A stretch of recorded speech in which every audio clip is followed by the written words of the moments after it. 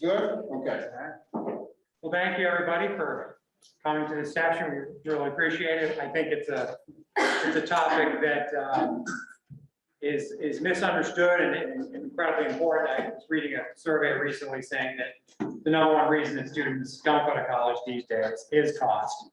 And then the most misunderstood topic is cost of college. So you've got two things, that are conflicting and extremely important. They don't understand, as I don't. I have kids of my own. It was a Byzantine process, just trying to get through the college application process was challenging for me as well. So we have two experts, three.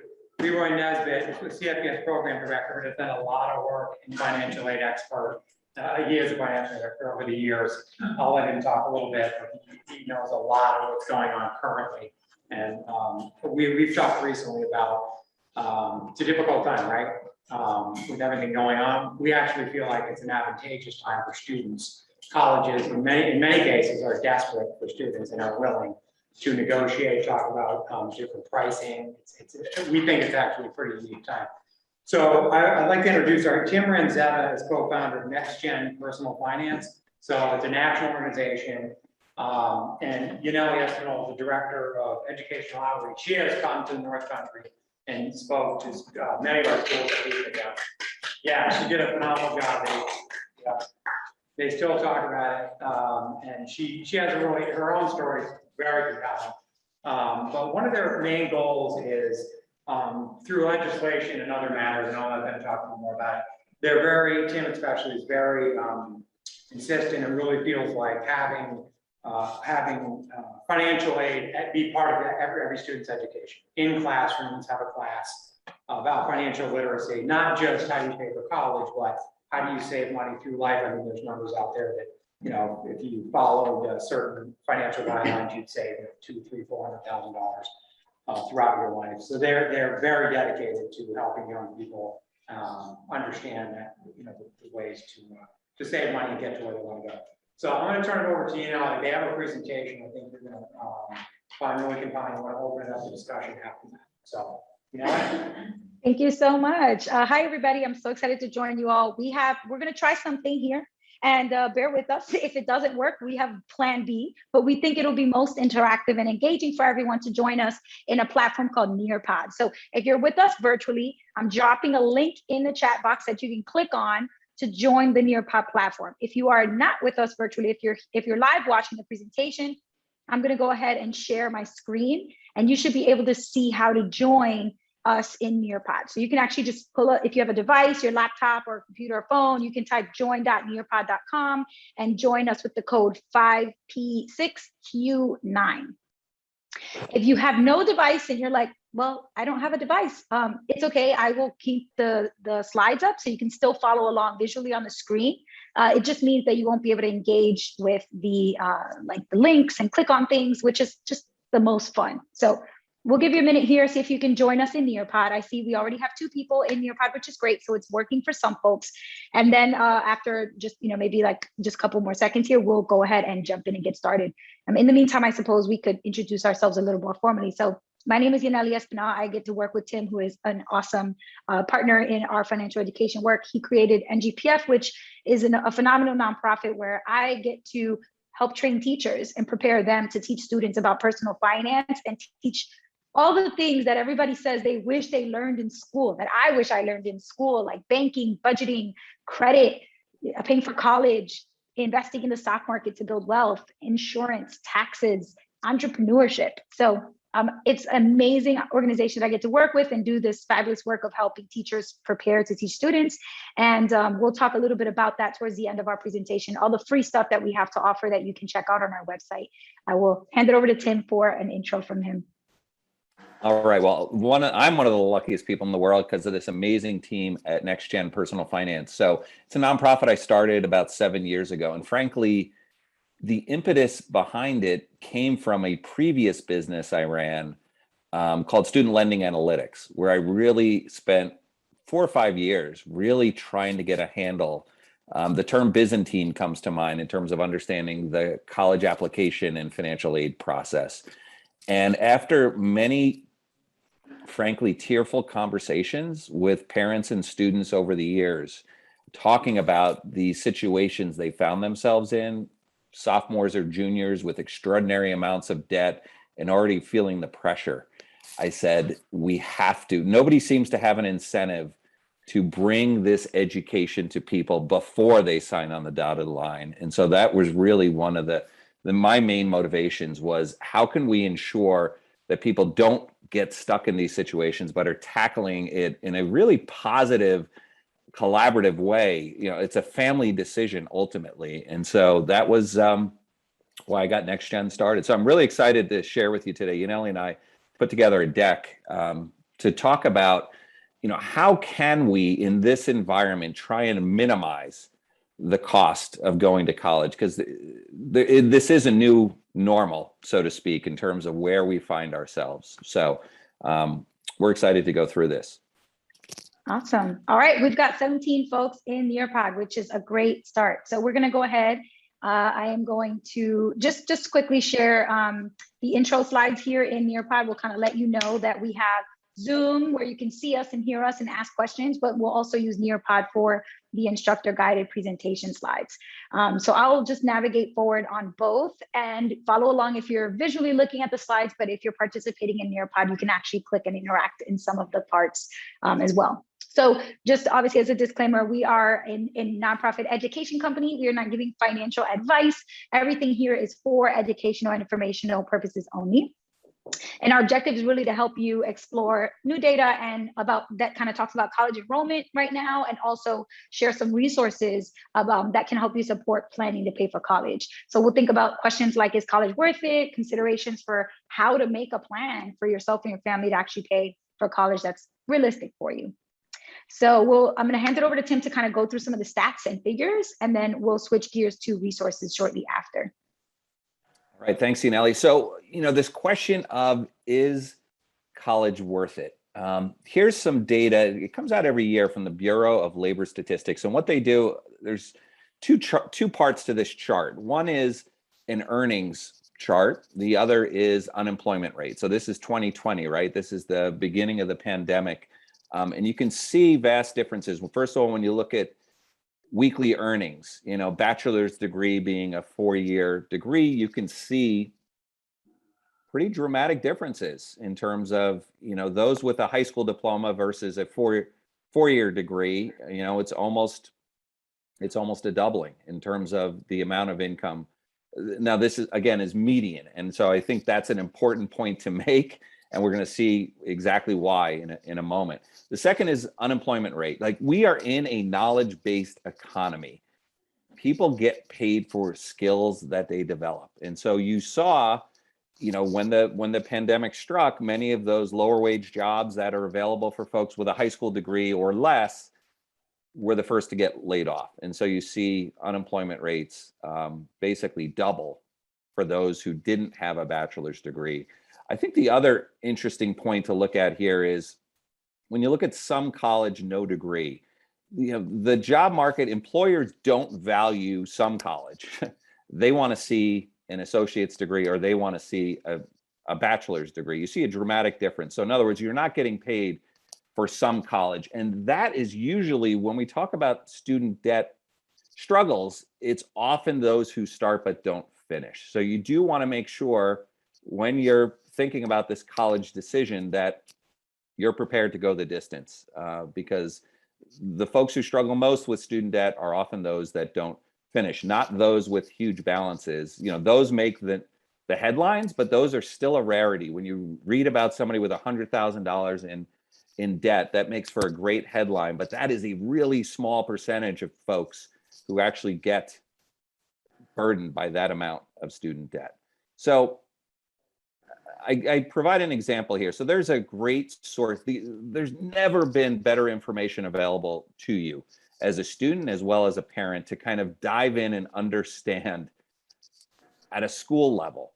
So I took my alma mater here, University of Virginia, and there's a website called the College Scorecard, and you can actually go there and you can choose a school, but you can also choose a major, and you can see what salaries folks were getting after completing a given major. And so in this case, this is a commerce degree.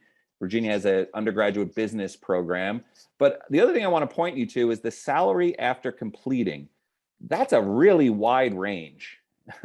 And so the idea that just a bachelor's degree is all that it takes, a lot of thought has to go into kind of what you want to study while you're at school. And obviously employers look not only at your major, but how you're performing within that major. So I want to make sure we're stepping back a minute and not just looking at the chart I showed you before and say a bachelor's degree always makes sense. You kind of want to dig the next level deeper, which is what's happening at the school and what's happening in the course of study that I'm interested in, just to set expectations, right? And there's also some great information about cost, but we're going to get into that in a little bit. So up on Nearpod now, you should see the college scorecard. Why don't, Yaneli, what do you think? 3-4 minutes for folks to just get familiar with it? Yeah, and I can also model too up front in case anybody who doesn't have a device is just looking at the screen.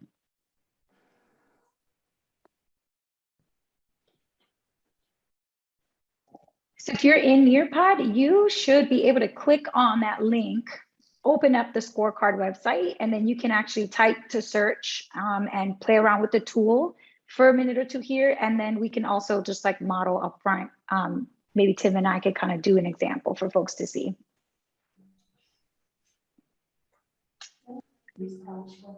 All right, Yaneli, what school you want to pick? You want to go, I think one of the largest universities, Brian will like this too from our team, The Ohio State University. Let's do it. Which main campus?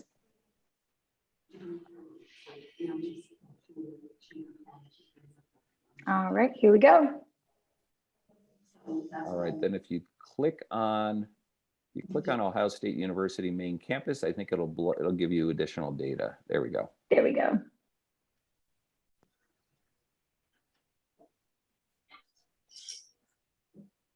And again, I think the other stat that's really helpful for you to understand as a prospective college student is what's the graduation rate?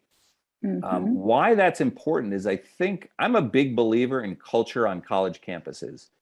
And if you see a really low graduation rate, you may have 20 people on your hall, and if a year into school, 10 of them aren't there anymore, like that culture of kind of coming and going is going to give you a sense of like, what is that? Is it a culture of folks finishing what they started? And support as well, Tim, right? Like yes. if you're seeing that the rate is very low, that's a red flag, because maybe look across the institution, there isn't the support that students need to make it to the end. Because what we see, especially in communities, low-income communities and a lot of communities of color, you go off to college, but then you make it to college, but not through college because the support that you might need isn't there. So those are, some of the reasons why that low graduation rate can be a red flag. Yeah, it could be a financial aid issue too. Like the school is not providing enough financial aid, so folks quickly figure out after a year or two that this isn't going to work for them and their family. Yeah. So you can see the average annual cost to attend as well along the bottom here, which helps you have an idea, right? If I multiply that by 4, how much it's going to cost for all 4 years, or if I do a 2-year degree, you essentially having those stats in one quick place for the college that you're curious about. Can you scroll down, Yaneli? Yeah. To costs. So again, data has never been more available. So you can actually look by family income, what is the average cost, which is very, very different. We're going to talk about sticker versus net in a moment, but you can actually see how that varies. And I think it's often people look at a sticker price, oh my gosh, $35,000, $40,000 is incredibly costly. But in the end, there's a lot of discounting. They don't use the word discounting, but there's a lot of cost reduction that can happen. And so you can actually come in eyes wide open to begin the process and have a good idea as to where it fits on the affordability scale. That's right. And of course, you can always click on calculate your personal net price and enter your personal details to see what it might be for you and your family. So that's also a great avenue to just, make it more personal there. Tim, anything else you want to click on before we move on? Financial aid and debt is here. Yep. So you can So get a for planning sense ahead. there. Yep. So Mhm. nationwide, just to give you some rough numbers here, about 70% of college graduates have some student debt. So it's about 7 out of 10, and the average, depending on the survey you look at, is probably anywhere from $30,000 to $40,000 of student debt. And again, you're going to typically read about the more extreme cases, but again, rough numbers here. If you have 30,000 in debt, that works out to about $300 a month. So a monthly payment of $300 for 10 years, kind of the way it typically works out. And again, so you can see with graduates, what is the median debt for that specific institution? Right. And again, are often provided in ranges. Awesome. All right, I'm going to go ahead and close out of here so we can go on back into Nearpod, and we're going to talk about trends in enrollment because this has definitely been changing, especially due to COVID. So I think if you're in Nearpod, you should be able to see us advance forward as well. There you go. All right, so no real surprise here, right? If you go back to, I haven't seen the numbers for fall 2021, but if you go back to spring semester earlier this year, you see that there was a decline in college enrollment of 3.5%. So a lot of different reasons for that, right? Like international students, which a lot of colleges rely on, that door was for the most part closed. We know a lot of people who are college age, supporting their families, and so having to go out and get a job. Others saw that the idea of Zoom school didn't seem to make a ton of sense, especially when you're paying incredibly high tuition rates. So I know a lot of folks kind of took a gap year or postponed enrollment. So a lot of different reasons, but this obviously is important context to understand because colleges need enrollment, correct? So statement made earlier that you are in a better position to negotiate. So here's another surprising little factoid. Most people don't realize it's kind of a little secret in the world of private colleges. So here I'm strictly talking about private colleges, but in their most recent study, 361 private colleges are discounting on average almost 54%. Almost 54%. So that's why, again, it's so important not to look at the sticker price and perhaps get discouraged because it seems like such a big number. On average, more than 54% is getting knocked off the tuition rate. That's an important point, right? Because there's room and board, which also is a pretty significant cost item too. And this will typically, colleges don't talk about discounting. Again, discounts, they'll talk about scholarships and fellowships, but it's knocking down your tuition rate. So just be aware that that's the case. And so again, if you get a financial aid package and it comes back and you're looking at the scholarships you're getting from the school, and it's 20 or 30%, just know that on average, that number is a bit higher. So you may be in a better position to negotiate knowing that that's the case. That's right. So let's go ahead and talk about the financial aid process a little bit. I think a lot of times people just jump to, okay, so you want to fill out the FAFSA, so you find out what your family's eligible for. But actually, that's just skipping a very important step, which is the preparation before even getting to that FAFSA or getting to those applications. And preparation really involves saving. I mean, starting to save as much as you can. And the earlier you start, the better. Avenues that you can pursue to help with saving would be like a 529 college savings plan, or a high yield savings account, a CD, or a certificate of deposit savings account. Trying to just, put aside as much as your family or you can to say, all right, this is what I've got to contribute. And it's hard to do that, especially if you start a little later. But getting assistance from scholarships and grants is huge. Trying to find as many scholarships that you qualify for is so important. And that doesn't need to wait till senior year. That's, I think, is a big misconception that a lot of people think, oh, when I'm a senior in high school, that's when I'll start applying to college and start doing all these scholarships. And it's really important to keep in mind that you can start applying to scholarships in elementary school, in middle school, freshman year and sophomore year. There are so many opportunities to get scholarship dollars. And that just means that there's less money you need to come up with out of pocket and less money that you need to borrow, which is huge. And then the other thing is state aid, which we're going to talk about, which kind of comes into play once you do fill out your FAFSA and you start to see, you're thinking, okay, federal money is this much. How can I find out if there's state money or if there's money for my college as well? So we'll chat about that. But preparing with as many dollars of your own and scholarship dollars is definitely the first step. We'll share some resources from NGPF in a bit, but where you can actually go and like look at where are some links to check out what scholarships are available right now, where I can actually, you know, subscribe to find out about new scholarships and look for things that you may qualify for. There's also a great scholarship platform, thanks Tim, called raise.me. Literally just the word raise and .me is a great resource for scholarships that you can earn them while you're in high school. So you don't have to wait. You can actually start, you know, freshman, sophomore year.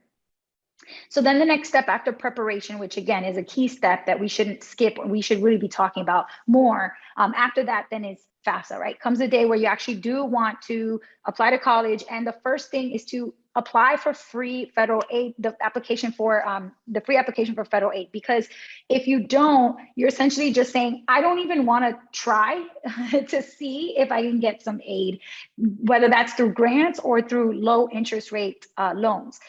There are millions and millions of dollars every year that the federal government puts aside that don't end up being utilized because there's so many families that just don't fill out the FAFSA. They just skip the FAFSA application and they either don't know about it or they think that their family makes too much money to even qualify, so they don't even try.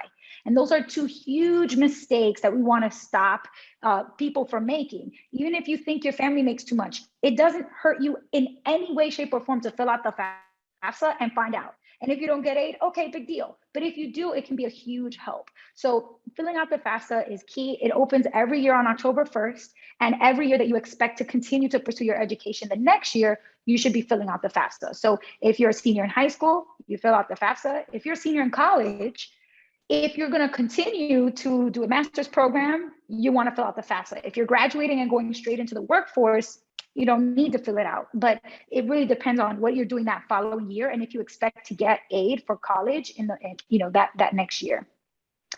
I believe Leroy is going to talk to us a bit about the updates in FAFSA this year, so we're not going to spend too much time here because I know Leroy is going to address that after us, but I will move on to just talking about the types of federal aid available to us.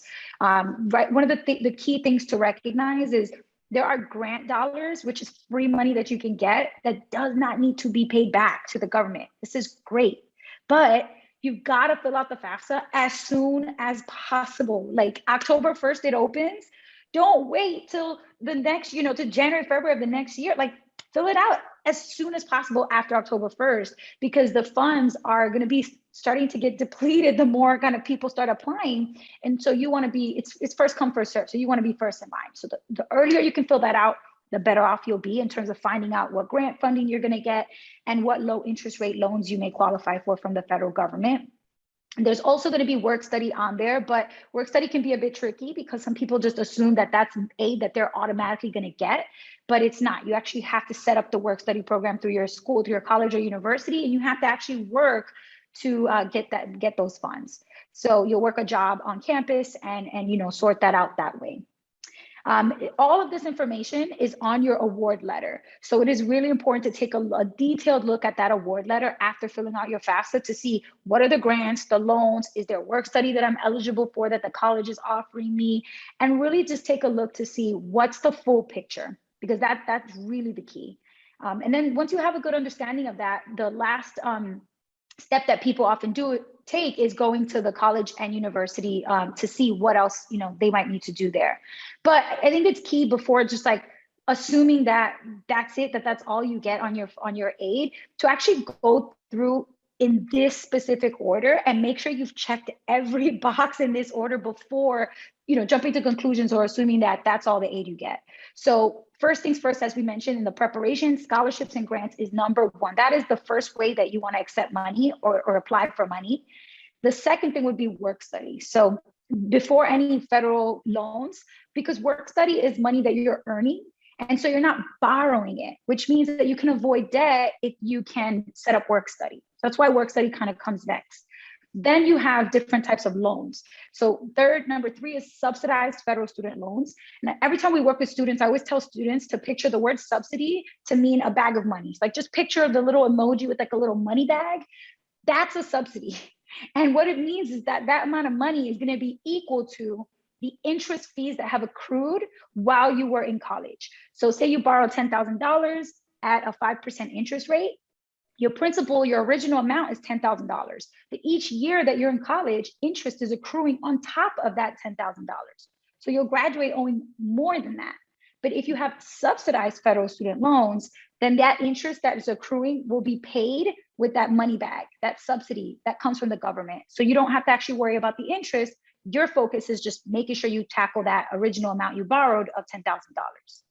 And then of course, number four is unsubsidized, which means delete that bag, that money bag is not in the picture. There's no subsidy. So you are responsible for the original amount you borrow, plus any interest that accrues is also your responsibility as well. And then after that, we have loans from your state government or college and university. This one is key. There are a lot of times where students don't reach out to their college or university to see, hey, I already have some federal loans, but is there any state funding that my state government might have, or money that the college or university has set aside for scholarships or for loans for students that may save me money and interest because they're lower in interest rate than if I were to borrow from a bank or from a private lender. And then finally, and we put this in parentheses as the last resort, which is private loans. Private loans are the last resort because the interest rate is going to be the highest of all the borrowing options available to you. Borrowing from the federal government, borrowing from your state government, borrowing from your college or university are all going to be cheaper because they have lower interest rates attached to them compared to a private lender, a private institution that wants to lend you money. So super, super important. And historically, like interest rates on federal loans have changed a lot. You know, back when I was in college, like 2010s, it was about 6%. Now, because of COVID, what we saw was a huge decrease. In 2020, newly issued federal loans were at an interest rate of 2.75%. Now, this year, it went up a little bit, right? As we're starting to kind of see some relief coming out of COVID very slowly. So now the current interest rate is 3.73%. Now, that is very low. I mean, if you wanted to borrow money to buy a house or a car and they offered you a 3.73% interest rate, you'd be pretty happy with that rate because it's a very fair rate to borrow. So when it comes to college, we have to recognize that that's a really great deal to borrow if you need to borrow. But if you can go through these steps in this order, you may not need to borrow. So it's really important to really follow this map in this exact same step. And then there's also like a lot more options for repaying with the federal government when you borrow. They have more repayment options versus if you borrow from a private lender, they have less options, less perks and benefits to helping you repay, which is why we also say it's a last resort. And then Parent Plus loans is also something to just watch out for. Some families may need to resort to them, but the key here is that they really end up trapping parents in a lot of debt. And sometimes the collateral that's used for these loans is the home that these parents own. And that can be devastating. So it's super important to really read these terms, understand what is the type of loan that is being offered to me, because Parent Plus loans can be extremely predatory for families. And so we want to make sure that we're, this is the importance of education, the importance of access to understanding all the choices and being able to compare them and know which ones raise a red flag and which ones are actually fair opportunities for borrowing. All right, and then finally we have beyond education. So once you are out of college, what are you thinking about, right? This is to be part of your college planning process. The mistake I made and the mistake a lot of people make is they just think about getting to college, but they don't think about getting through college. When you come out on the other side, that's part of your borrowing situation because you're gonna have to use the money you're earning to pay back these loans. So it's super important to start planning while you're thinking about which college you're gonna go to, what you're gonna study, where you're gonna end up, incorporate my plan for what's happening after I graduate. What is my goal for repayment? Do I want to do that in 10 years? Do I want to do that in 15 years? What's realistic for me? If I have that in mind when I apply, it's really going to help me make a more informed decision about going to college rather than just, ignoring this completely and saving it for a future me to worry about. So we want to make sure that we're being proactive about thinking beyond that degree too, and how you're going to use your education to actually, earn as much as you can. All right, let's go ahead and talk about some big mistakes that we're seeing young people continue to make. Generation after generation, we're repeating these mistakes. So we just want to flag these as like, we got to stop. These common mistakes we have to stop. And so I'll open up with mistake number one and have Tim jump in to talk a little bit about it. So mistake number one is completely avoiding the conversation about paying for college with your family, with your parents, with your guardians, and just, delaying that conversation or not having it at all. It's a huge mistake that families make, that students make year after year. So Tim, why don't you jump in and talk about the tip to help students avoid that mistake? Yeah, I made that mistake. So I'm somebody who kind of paid my way through school. About 75% of college tuition, room and board, I covered through summer jobs. I was a golf caddy. And it came to my last semester in college, and I remember distinctly, it was early January. I was about to head out. I lived in New Jersey, was driving to Virginia, and I did the math and realized like I was coming up a couple $100 short. So while I didn't have an urgent need, I wasn't going to make it through the semester. And I thought, okay, I'll just have this conversation with my dad and everything will be good. So I was the fifth child in my family to go to college. Fifth of six, and my dad was pretty upfront about kind of the expectation was I can help you this much, and then you're going to have to cover the rest. And so when I came to him, he wasn't too happy, and I thought he would recognize the fact that I paid 75% of my college, and that would be enough. And it led to a kind of a pretty angry back and forth, and I really regretted not having that conversation sooner to kind of make the expectations clear. And so we didn't resolve anything. I went off to college in a huff. My mom handed me $100 bill as I walked out the door. I think she had found a way to, but it still left a bad taste in my mouth. And so it's a really hard conversation. Now being a parent, I get it. It's a really hard conversation to have, but gosh, the sooner you can have it and set the expectation. I mean, let's face it, a very, very, very, very, very, very small percentage of folks can rely on their families to pay for college. Like that's just not the current reality given what the costs are. So the sooner you can have that conversation to kind of lay out, okay, here's what I can do as a parent, it just sets the expectations early on. So it's not happening when that aid award letter comes from the dream school, but it's not in the zone of affordability. So communication is critical. The sooner the better. Definitely huge there. The mistake number two is not tracking student debt as you go. And similar to Tim's story, I feel like we have to kind of tell our stories because we learn from other people's mistakes and hopefully make sure not to repeat these.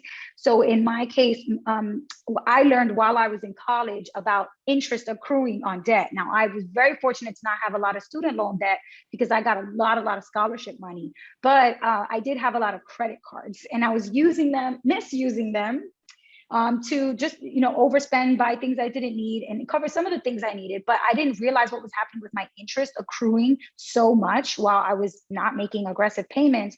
And so when I graduated college, my niece started college about 4 years after. And I said, listen, don't make the same mistake that I made. Begin making your payments.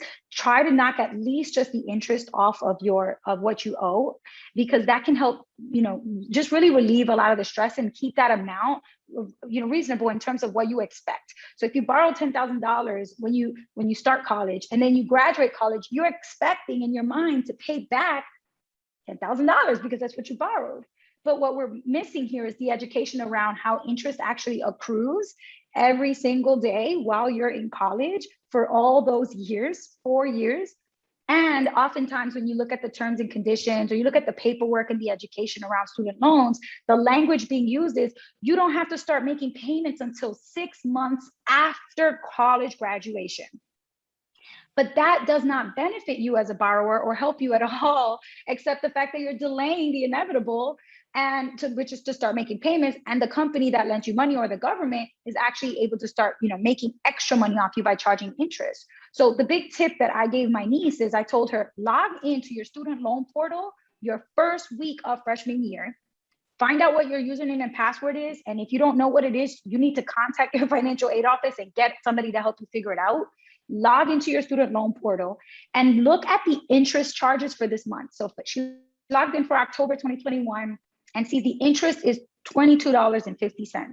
Well, then she's going to make a payment of $22.50. We know she borrowed, several thousand, but the original balance is not what she's concerned with. What I told her to focus on is just the interest. Every month log in and just pay the interest. And when you graduate, you will only owe exactly what you borrowed because you've been chipping away at the interest, not allowing the interest to compound on top of the original balance you borrowed, and then also continue to compound more interest on top of the interest that you owe. So if you eliminate the interest, you can really save yourself a lot of money by not falling prey to compounding, the effect of compounding working against you. So this is just a quick tip that can actually really make a big difference. It's small amounts of money, $10, $15, $20 a month that actually saves you thousands over the course of that 4.5-year period until those loan payments actually start to be required from you to the loans. Yeah, just to piggyback on that point, the other thing it's doing, it's establishing a credit history for yourself. That's and right. That will pay off. Again, you don't know what you don't know, but when you graduate from college, and actually may happen while you're in college and you want to rent an apartment, they're going to want to look at your credit score. And so by starting early and making those payments, you're starting to establish that credit track record. All right, I'm going to hop on mistake number 3, which is oftentimes we get stuck in the game of planning 1 year at a time. Phew, we made it. We covered, first semester and second semester payments, but we're not thinking beyond that. And so I always encourage, if there was one thing I hoped all college-going students and their families did, was put together a spreadsheet. It can be on a sheet of paper, but spreadsheets make it easier, where you're kind of laying out the next 4 to 5 years and you're kind of seeing, okay, here's the cost. Let's assume they're going to go up 2, 3, 4% per year. And let's figure out how we're going to pay for it. What are the various payment streams coming in, whether it's Pell Grants, whether it's state grants. In California, Cal Grants is a great program here. Scholarships from the school, kind of just laying all that out so you can see over 4 or 5 years, okay, and recognize that it's not going to be perfect, but also recognize that, okay, this is going to give me a good handle so that when I graduate, I will have a good sense of what, my responsibility is going to be when it comes to paying back loans. So trying to think long-term. All right, Yaneli. All right, mistake number 4 is focusing on the sticker price. And this is a big mistake that folks make because, as Tim mentioned earlier, what we're seeing is more and more that schools are actually awarding discounts. They're not calling them discounts. They'll call them all kinds of different things, fellowship, this, that, opportunity for a scholarship, for a grant. But really what they're doing is cutting down the actual sticker price that you see on the website for that college tuition cost.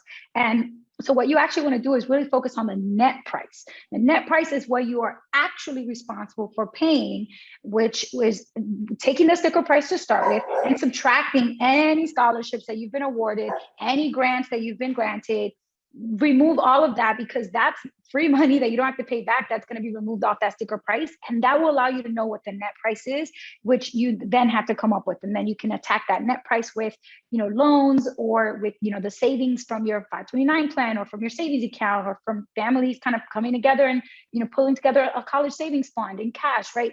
You attack it in whatever ways kind of make sense at that point, but you'll have a realistic number rather than focusing on the sticker price, which is oftentimes much bigger and it's actually not uncommon for it to be twice as high as the actual net price, which you are responsible for paying. So just focusing on that net price instead of the sticker price is a huge tip that can help you make a realistic comparison, especially if you have 2 or 3 colleges to choose from and you're comparing their sticker price.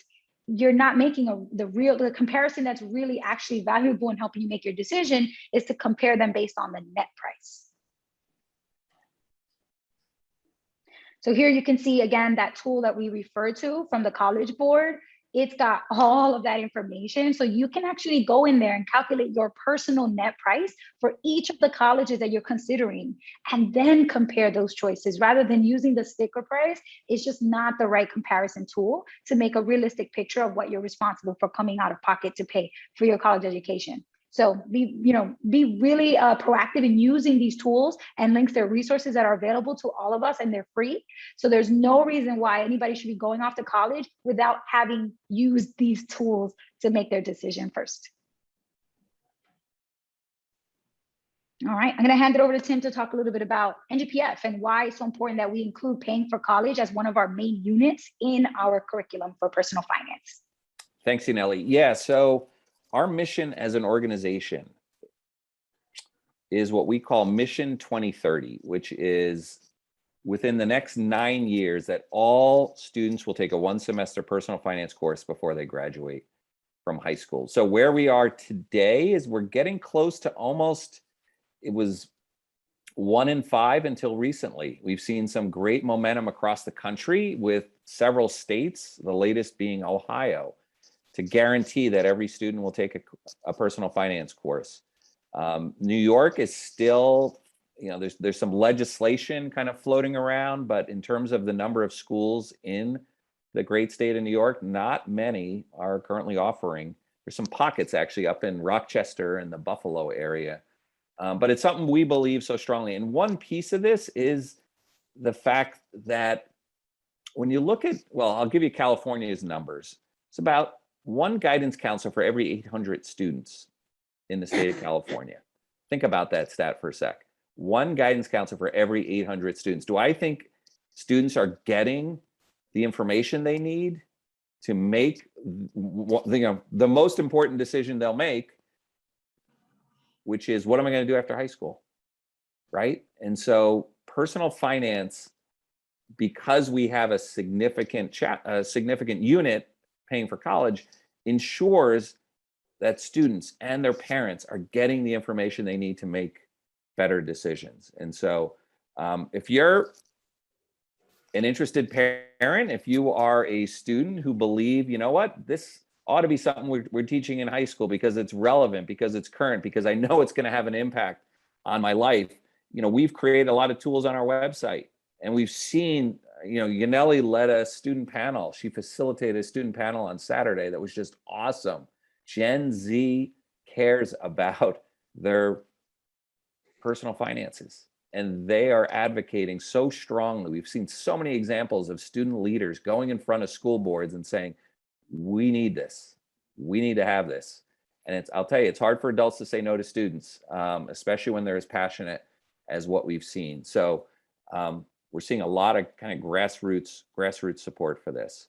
So what we do as an organization is we provide everything we do at no cost, because we're funded through an endowment, which means we have the money we need to continue to operate. And because our commitment is every student, which means you can't put up a paywall and expect everybody to be able to benefit. So we have, as you see from the website, the picture you see here, it's ngpf.org, www.ngpf.org. We have lessons, we have activities, we have projects, case studies, videos. We're delivering this information in all different ways because we know students learn differently based on, we have games, for example, our arcade games played over 8 million times, and you're going to get a chance to play one of those games. Yaneli every week comes out with something called FinCap Friday, which is a current event. So because we want to make sure we are giving students the most current, the most relevant resources. And so kind of that's what we're about when it comes to curriculum. So what I put up on Nearpod now, and you can click on it, is this is just our paying for college unit page. So if you want to, how much time do we have, Yaneli? A couple of minutes to explore? Yeah, we can give them a few minutes to just take a look and click around, especially for folks who are interested in paying for college. We have the Paying for College 101 lesson, all the resources to help you with FAFSA on the left. We have a lesson specifically dedicated to scholarships and grants. And then lesson 4 is specifically dedicated to student loans. So really separating and unpacking each of the topics and giving a full lesson with resources in detail for each of these. So you won't have time to check everything out, but I would absolutely recommend bookmarking this link because everything on this page is free and it is all super helpful to come back and go over it, either with a current student who's getting ready to apply to college, a freshman, a sophomore in high school who's thinking ahead, a family member who wants to help their kid, a teacher who wants to teach this to their class. Really anybody can come on here and access this, and it can suit whatever kind of need is related to helping prepare for college and pay for college. So we'll give you maybe just like 2 minutes here for you to click on a few of these resources, or just maybe 1 or 2, and take a look. And then we'll give you a chance to check out the arcade game all about paying for college as well.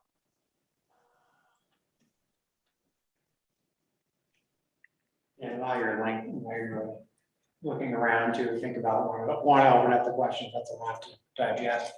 And I know Leroy has some things he wants to talk about as well.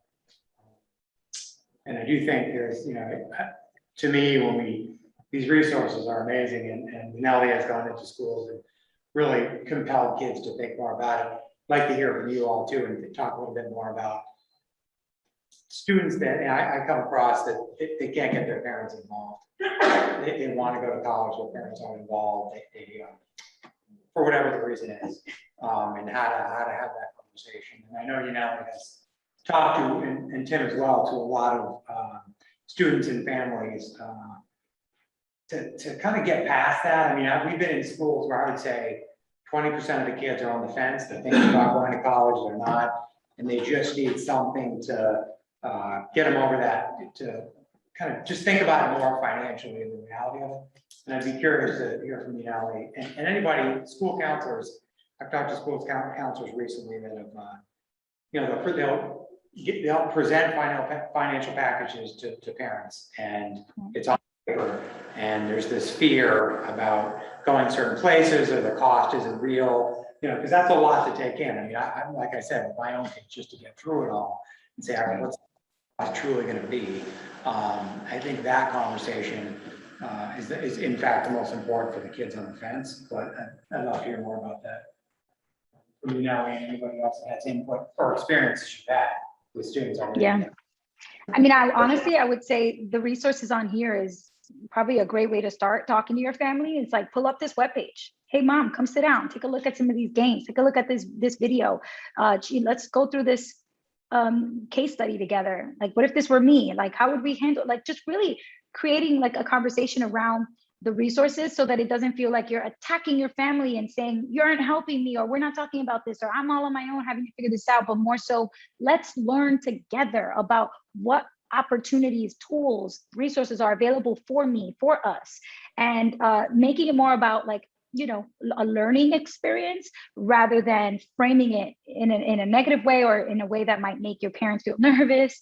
Because I think that it should feel empowering and educational more so than it should feel stressful. But sadly, these days, it causes more stress than it does, leave anybody feeling empowered. So this is a great landing page to just start asking questions. Questions of the day are great, quick little trivia, and doing some of the budgeting activities, like what's my life going to look like once I'm off in college, mom? Like, let's take a look at this budget during college activity and try to see how I might use this to help me.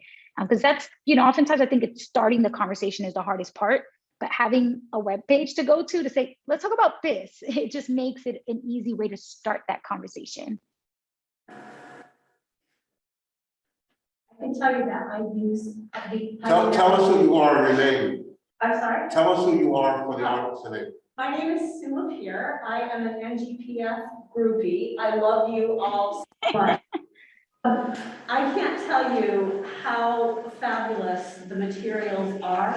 Everything is customizable. If you don't want to use something, if you're a Google school, you can download it on your Google Drive. If you're where I'm a Microsoft school, you can download it all in Microsoft. It is amazing. All of the stuff on there is up to date, super current. It's awesome, and they provide an amazing amount of professional development.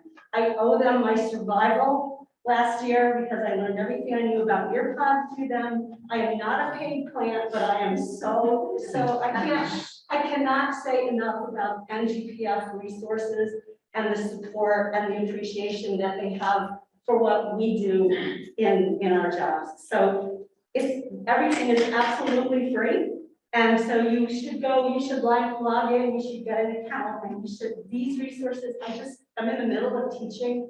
I did a career / paying for college / alternatives to a 4-year school. All of that stuff I adapted from what NGPF has there. Stuff is already in your pods. If you use it, you can use just the documents. It's an amazing, amazing, amazing resource. Thank you, Thank you. Thank you so much. Thank you for saying that. And Tim put a thank you in the chat as well. I'm sure it's only warming his heart to hear you say all those amazing things, because his hard work for 7 years is not going unseen.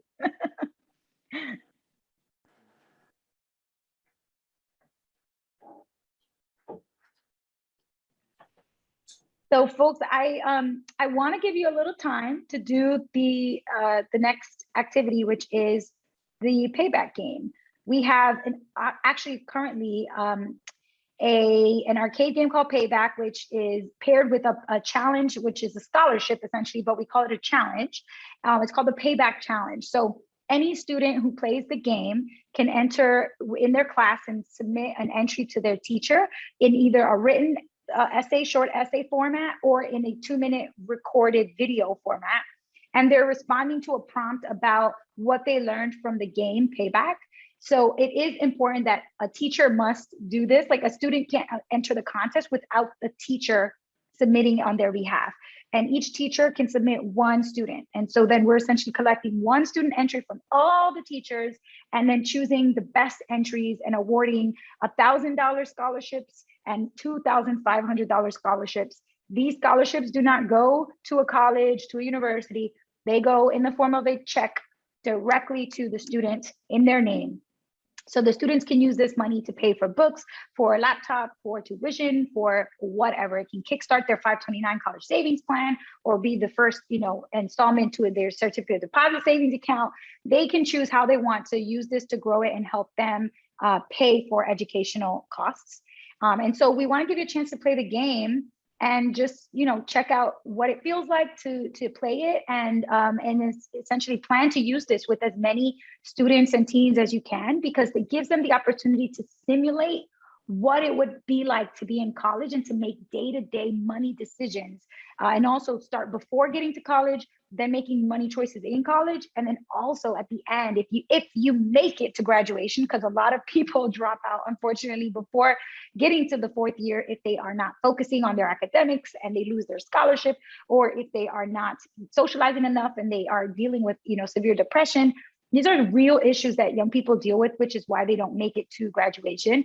So that can happen in the game. But if you do make it to graduation, you'll get a salary for your first year job, and you'll have to look at the debt that you owe and the salary that you have and start creating that repayment plan.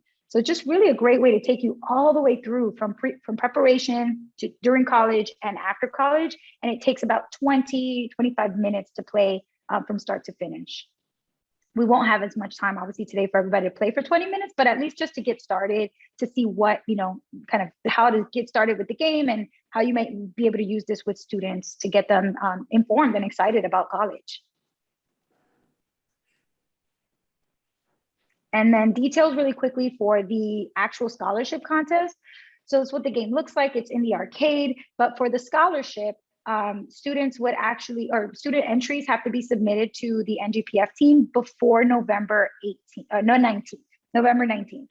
So you've got a little bit under a month now, gives you a few weeks to really think about how to, implement this with your students and then collect the responses so you can read them all and pick the best one to submit to us.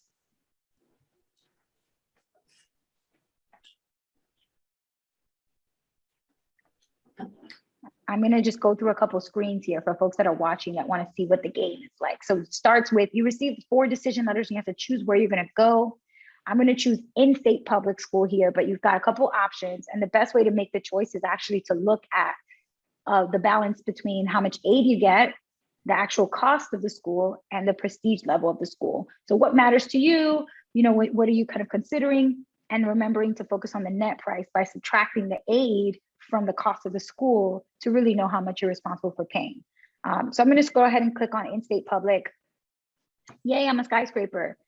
So now it tells me along the bottom, the 4 things that I need to balance as I'm playing the game. So I need to keep an eye on my focus, which means I need to keep up with my classes, make sure I'm doing my homework on time and submitting my papers to my professors on time. Connections, you know, making friends, being social enough so that I have, you know, some social happiness and I'm not, you know, feeling deprived of that social connection. Happiness, so really thinking about your lifestyle in general. Are you seeing family? Are you working? Are you taking classes that you enjoy? And then debt is all the way to the right side. And that is really just kind of going up and down throughout your experience in college based on what decisions you make.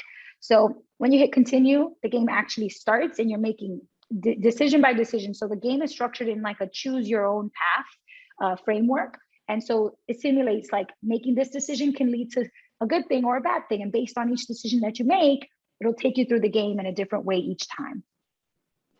So here's your uncle's offering you $400 for a day of labor. He's a cheap guy, so it must be a miserable job if he's paying that much. No pain, no gain, or should we pass on this decision? So a chance to make $400 working with your uncle. Hey, this is money that can help you for, you know, your first semester. I'm going to go ahead and say no pain, no gain. You can see my happiness went up a little bit. I showed up, my uncle gave me a hug, handed me $400, complimented me on my work ethic. I'm feeling great. He's always been our favorite. So just, you know, each situation can lead to positive outcomes or potentially negative outcomes. It just depends on your choices.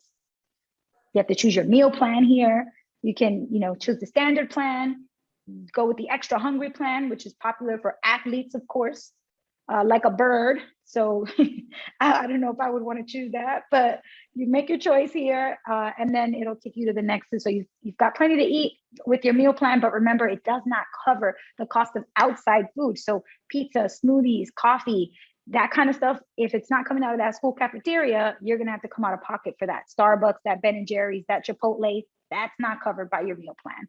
So just really, you know, these are eye-opening things. A lot of times students don't think far ahead about, yeah, what is covered and what's life actually going to be like. And that's where people run up a lot of money in college, is actually buying food. So being, you know, really frank about that and getting students to open their eyes to these decisions. So choosing a dorm room, again, all of these day-to-day decisions. And then, you know, you work your way from freshman year to sophomore to junior and hopefully make it to the end of the game and get to senior year. You know, we've got about 17, 18 minutes left. Yeah. We can continue to run through too, but I want to make sure there's time for, if anybody has any questions. That presentation was perfect. That was my very next slide, is are there any questions? Yeah, if anybody has any questions, please, now's a good time. And I want, yeah, for sure. Yeah, okay. Yeah. Yes. Hi, my name is Gary Cook. I'm director of the Clark Foundation. We're a scholarship provider as well as a funder of CES. And just out of curiosity, does your program deal with the concept of college displacement? Because it's something that an issue we've had for years now, where colleges students have done a marvelous job, and the guidance do have done a marvelous job in terms of getting all their ducks in a row, and they show up at college and they found out the college is going to reduce their grant by the amount of money that our scholarship is. And it's endemic across the country, with the exception of the state of Maryland, who's passed a law to make it illegal to do that. And so is that brought up? Is that addressed on this program at all? Anyone? You know, your Tim, I let you take that one. Yeah, we don't specifically deal with that. Obviously, we're not happy about that either. I think what we've started to see is some alternatives turn up. So for example, I'm on a board of a school serving students who are going to be first in their family to go to college. And we saw that happen consistently. And so we made a decision that we're going to actually back-end load our grants. And so we're giving scholarships to basically help them retire student debt, so that we don't run into that issue. Because it is something that needs to change. When a student earns a scholarship, it shouldn't be displacing money that a college was ready to provide. So I would hope. I'm sorry? philosophical tough piece with that is that we're still burdened by and largely driven these decisions by need. So if you're a financial aid officer and I'm going to talk about the new FAFSA system, the expected family contribution is $200 or $500, that's all. And all of a sudden you give them $500, that's $500 more income under the formula the federal government is looking at. So the financial aid officer is compelled to say, if we're going to be true to this need formula, I've got to count that money.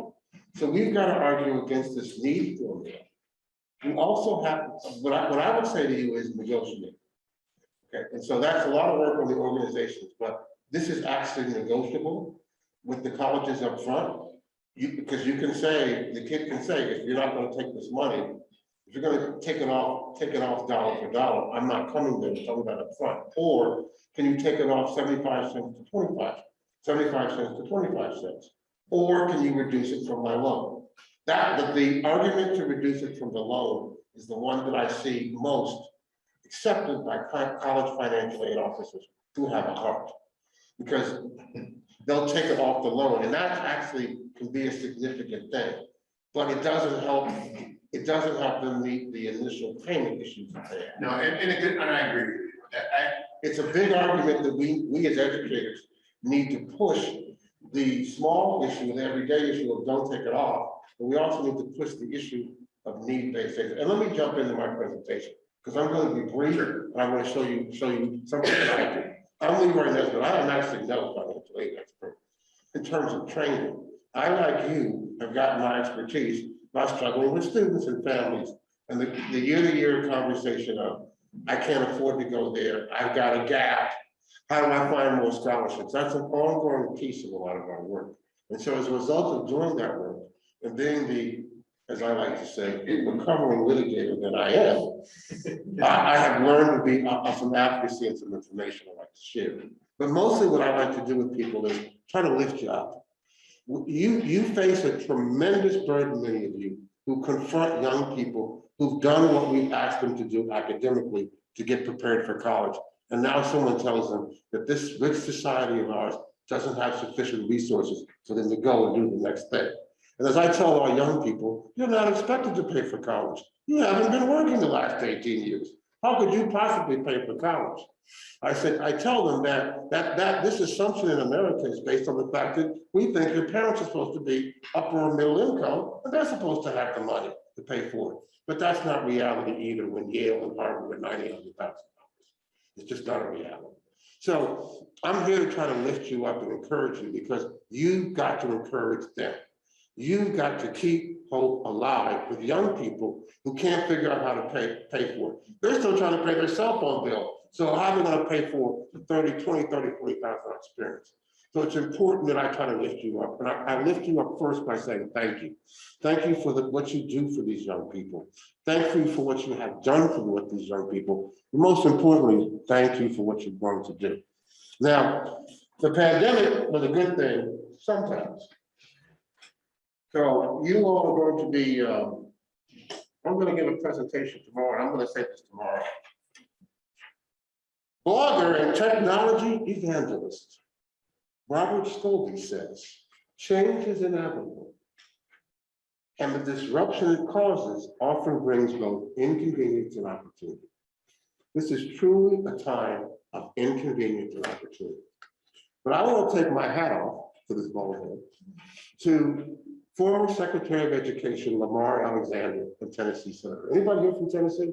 If you are from Tennessee, or if you are from Tennessee online, if you see Lamar Alexander, pat him on the back, because he took advantage of opportunity. This former Secretary of Education for years has been talking about improving FAFSA. He's been proposing a change to FAFSA. He pulled it off. He attached to some of those COVID bills the FAFSA Simplification Act. And that is a huge piece. It's a huge piece in the mindset of this country.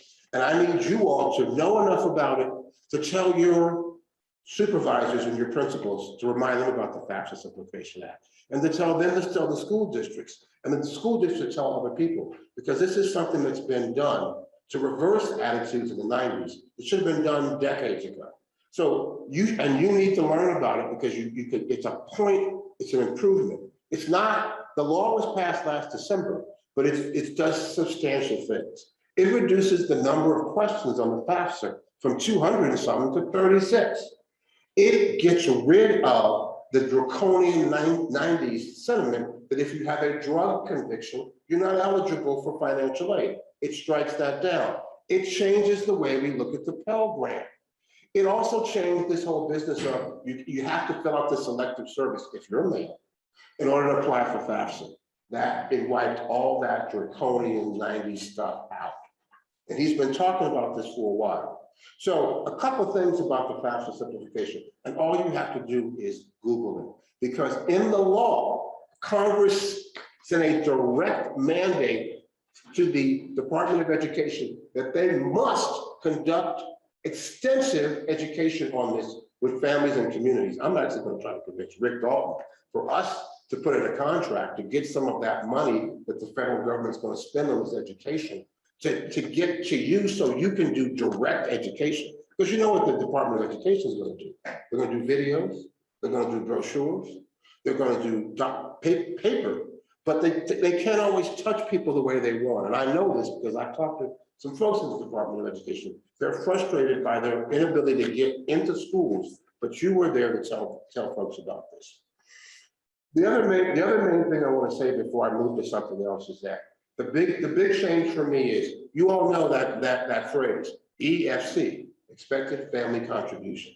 I've never understood the mathematics of it and how it's calculated, but I know the impact, because when you look at a FAFSA report, you don't look at all the calculations. You just jump right down to that EFC. That's the number that matters. They're scrapping that formula. They're coming up with a student aid index. I don't know enough about this yet, but I know two things. One is, many of our low-income families, when they were looking at the cost of attendance, the way that you could put the numbers in, you had to start with a positive number.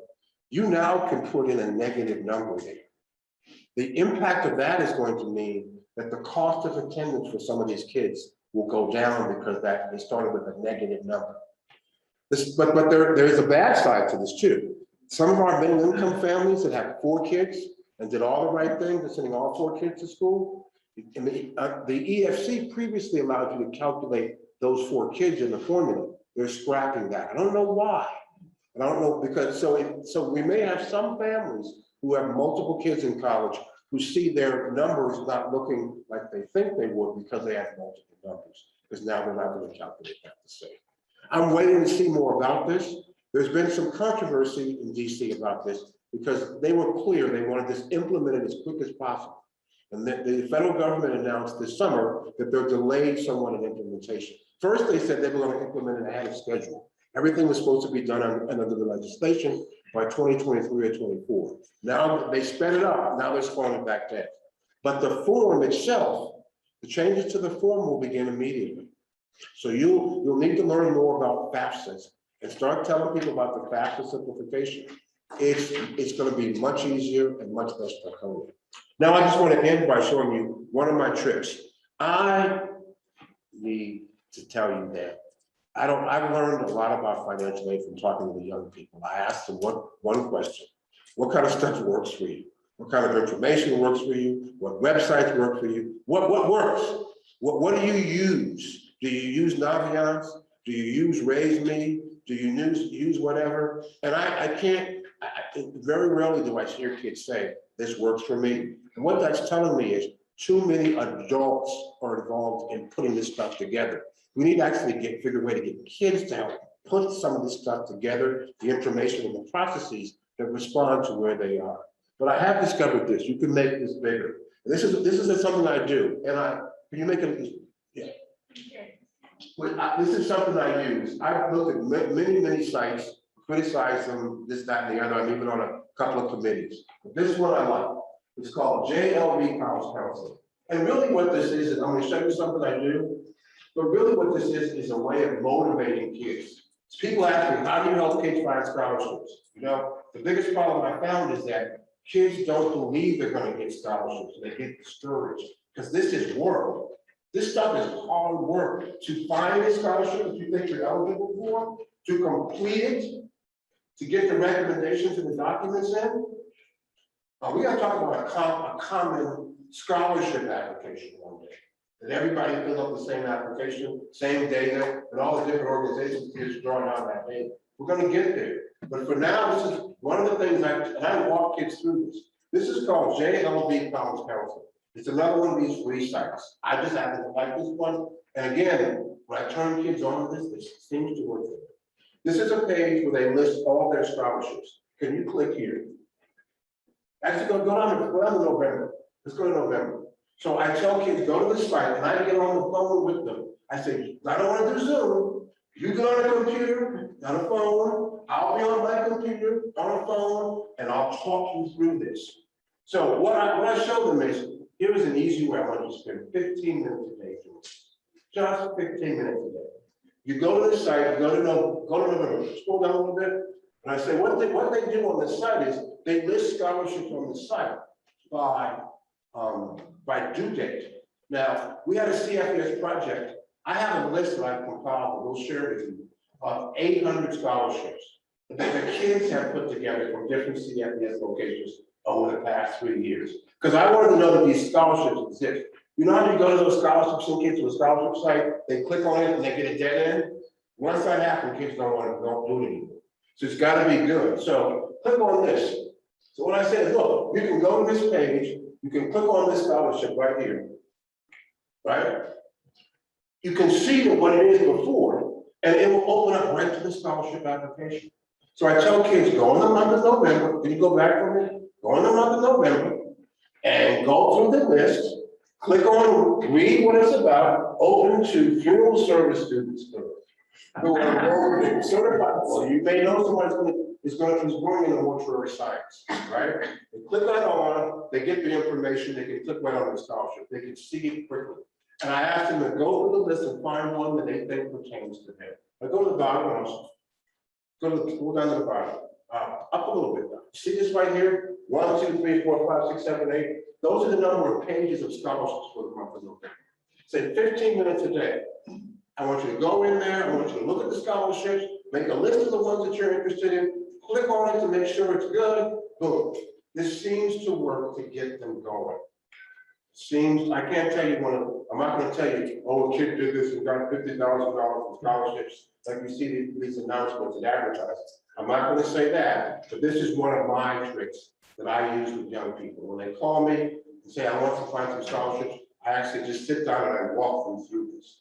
But again, this is mine, but I show it to you because we have to find little ways to motivate those kids. So back to simplification, and this my little JLV college counseling trick is what I want to offer you today. So now let's jump to more questions. Anybody have any questions about this? Sorry. Now, I say this every year, and I've only done it once, but I am going to do a scholarship workshop using this and some other tools. We will do one virtually for the CFES community in the next month. So people can tune in and hear me talk a little slower and go into a little more detail about these things that these little things that I'm trying to do, again, to lift it. If we can just get the kids to believe that college can be paid for. My father was the first in our family, first in my father's side of the family to go to college, and he had no money. But he was a good talker. He always believed that if he could talk to somebody, he could find the money to pay for the next semester. We need our kids to have that hope, because every time they go or fill out an application, it's not going to be clear how this stuff is paid for. But they get so defeated when they don't think it can get Yes. I have a question about, and most of this is about colleges, but if there were some kids that were looking for professional degrees, I know last year there were some students who were displaced from, like a cosmetology program or some kind of program like that, but like a trade school program. Is there any possibility I'm thinking of one student in particular who's trying to finish, he's a senior this year. he's gonna take year one of the cosmetology program, but next year then he'll be on his own to try to complete that because he'll be out of school. Do you understand what I'm happening? What's what happened because of COVID, that like his program didn't happen? So I'm wondering if you know of any scholarships that are out there for students like that who are trying to get something completed but not on the college track per se. We're gonna be done in a couple minutes, come see me. Okay. But to answer your question in front of everybody, the JBL site actually has some of those type scholarships. There's also a way to search scholarships by topic in that particular webpage. But come see me because that type of institution, there are lesser awards, but there's some other things around. Right. Okay. Cool. I think we have 1 minute. Yeah, the last quick ones, I do want to make sure we thank Yaneli and Tim for tremendous presentation.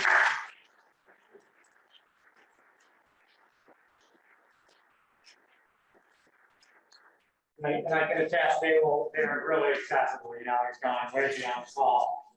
And that's Thank you. and with students and stuff, if you do have any follow-ups, please. And to Leroy as well, I mean, I get inspired every time I hear him. I feel like going into my school and be like, let's find some scholarships, and he always has their tricks, and they're all good at the gym. So thank you, everybody. And now, 15 minutes, and then you can go to the next one, or stay here. Thanks. Thank you. I wasn't.